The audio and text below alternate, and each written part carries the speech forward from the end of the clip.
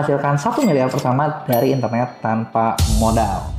Banyak orang bilang kan 1M pertama itu paling susah. Iya bener sih.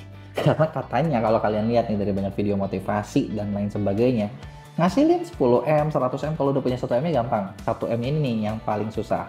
Nah, tapi sebenarnya kabar baiknya, 1M itu nggak susah-susah amat. Minimal kalau kalian ngerti internet dikit deh, nggak usah banyak-banyak banget. Kenapa? Karena yang bikin itu susah adalah pola pikir zaman dulu. Gini, kalau orang dulu, rata-rata nih, ketika hidup di tahun 90-an, 80-an, rata-rata orang itu cuma bisa terkoneksi dengan 150 orangan aja. Mau lebih, susah. Contoh, lu SD, SMP, SMA punya teman. Setelah lulus, teman lu kemana? Susah, lost kontak. Teman SD kita udah nggak tahu, sosmednya nggak ada zaman dulu. Jadi ya udah hilang aja gitu. Nah, makanya di situ peluang terbatas dari teman-teman yang kita lagi ada sekarang. Nah, enaknya dengan online adalah kita koneksi bisa dengan banyak orang, mau 1000 orang, 2000 orang, dan lain sebagainya. Kalau lo lihat kayak Cristiano Ronaldo, Lionel Messi, itu mereka bisa punya follower berapa coba? Nah, dengan koneksi sebanyak itu, wajar dong kalau misalnya duit yang dihasilin dari online gede banget. Nah, di video ini gue mau bahas nih, gimana sih cara gampang biar kalian bisa ngasilin 1 miliar pertama kalau bisa tanpa pakai modal. Sebelum gue bahas, pastiin kalian follow atau subscribe akun ini dan jangan lupa juga buat bunyiin notifikasinya. Oke, yang pertama. Nah, buat dapat 1M, pertama yang pasti perlu kalian lakuin adalah breakdown dulu. 1M ini mau berapa lama nyampainya? Apakah 1 tahun, 6 bulan, atau 3 bulan? Makin pendek waktunya, jelas tantangannya makin tinggi. Ya wajar dong, bener nggak? Nah, terus kalau dibagi gimana? Katakanlah kita ambil yang masuk akal ya. 1M dalam 1 tahun, masuk akal nggak sih? Ya cukup masuk akal sih, berarti sebulan 80 jutaan. Dari online bisa nggak? Bisa banget. Nah, gimana caranya? Pertama, kalau udah breakdown, berarti sebulan target itu 80 juta ya. Lu pilih masalah apa yang mau diselesain. Karena prinsip di dunia digital sekarang itu bukanlah kayak, gue mau dong 50 juta, ada nggak yang mau kasih? Ya nggak ada lah. Justru bisa nggak kalian menyelesaikan masalah orang sehingga orang dengan senang hati mau bayar kalian. Kenapa? Masalahnya beres. Jadi yang dicari adalah masalah. Jadilah obat yang dibutuhin sama orang-orang sakit. Karena kalau orang udah sakit, duit berapapun dia bayar biar dia bisa sembuh. Bener nggak? Nah, gimana nih buat milihnya? Ada 2 cara. Kalian bisa pilih dari hobi kalian, misalnya hobi masak, atau kalian juga bisa pilih dari skill. Kalian punya skill apa nih? Apakah skill foto, skill apa, atau skill masak, atau skill main bola, atau apapun itu. Pilihlah yang kalian mau selesaikan. Nah, biasanya di setiap bidang itu ada masalah deh.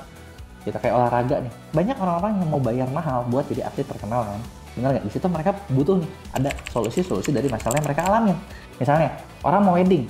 Buat para wanita bakal keluar duit berapapun buat kelihatan cantik kan pas lagi weddingnya. Mau pakai pelangsing kek, mau pakai klinik kek, mau sedot lemak kek, kayaknya sekarang itu kayak semua mau dikeluarin gitu loh. Dan itulah contoh masalah-masalah yang kita bisa selesaiin. Bisa nggak kita selesaiin masalah itu? Kalau bisa selamat, berarti ada jalannya. Kalau belum ya kalian cari dari hobi atau skill kalian apa yang bisa dijadiin duit. Nah, kedua, cari model bisnis yang mau dibuat. Jadi sebenarnya kalau buat dijual di online ada beberapa model bisnis. Pertama yang paling orang tahu adalah ya jualan produk. Bener nggak? Kalian bikin satu produk, ya produk itu dijual. Makanya kalau diperhatiin selama COVID kemarin, skincare itu naik banget. Karena solusi dari banyak orang yang pengen cingklong kan, pengen cantik meskipun di rumah. Itu adalah solusinya. Nah, jualan produk ini juga 2 macam nih. Bisa kita cari duit dengan cara memang kita dapetin untungnya. Contoh, kita modal sekian, jual produk, dapat untung, ya udah itu yang kita kumpulin. Atau ada juga model bisnis kedua. Kalian bikin bisnis yang boleh laku, jual bisnisnya. Dan ini cukup banyak nih. Yang tren ini juga udah dapat duitnya gede-gede. Gitu kan. Jadi bisa jual produk. Yang kedua, kita bisa jual jasa. Makanya ada klinik, kalau di bidang kecantikan ya, klinik-klinik ramai kenapa? Itu kan jual jasa langsungnya. Gitu kan, dan ini biasanya harganya bisa lebih tinggi lagi. Nah, kemudian kalau misalnya kalian nggak punya modal seperti yang pertama kedua tadi kan, itu butuh cukup modal. Kedua, kita bisa main affiliate-an. Affiliate itu mempromosikan produknya orang lain, dapat komisi. Cuma modal kreativitas aja, bisa nggak? Bisa banget. Yang ketiga, kita juga bisa main dropshipping. Dropshipping itu cari barang yang murah, terus nanti kita jual lagi. Ya bisa dibilang nyaris tanpa modal sih, karena kita cuma modal edit barang tersebut biar kelihatan bagus, ya kemudian itu yang dijual.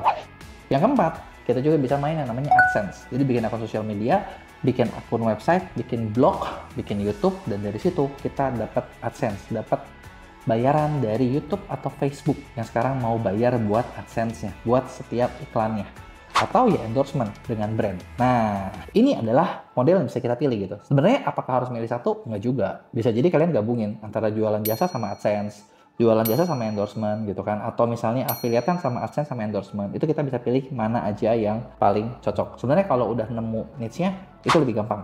Nah, kemudian pilih platform buat cari duitnya. Platform cari duit gimana? Ya macam-macam. Bisa pilih dari Facebook, Instagram, TikTok, YouTube. Sekarang tuh banyak banget yang kita bisa pilih gitu kan. Apakah harus semuanya? Enggak juga. Pilihlah yang paling gampang dan paling mudah buat kalian. Gimana cara milihnya? Cara milih paling gampang sebenarnya disesuaikan. Jadi masa audiens kalian tuh kira-kira masalahnya di mana sih? Kalau misalnya audiensnya lebih tua, mungkin bikinnya di Facebook. Kalau audiensnya tengah-tengah, mungkin bisa bikin di Instagram atau di YouTube. Atau mungkin bisa bikin di TikTok. Gitu. Nah, kalau udah gitu, langkah berikutnya adalah riset. Siapa yang udah bikin konten dan viral di niche-niche tersebut. Nah, kalau udah, kita bisa lihat nih. Kira-kira kita betul bikin kontennya seperti apa dan itulah yang dibikin. Jadi sebenarnya nyari 1M itu nggak susah-susah amat sih. Dan buat kalian nih yang pengen tahu lebih banyak, gue pengen tahu tertarik nggak sih dengan topik ini? Kalau tertarik, gue mungkin bakal bikinin video-video lanjutan atau mungkin gue bakal bikinin program belajar gratis buat kalian bisa dapetin 1M pertama kalian dari internet. Yang tertarik, tulis di komen ya.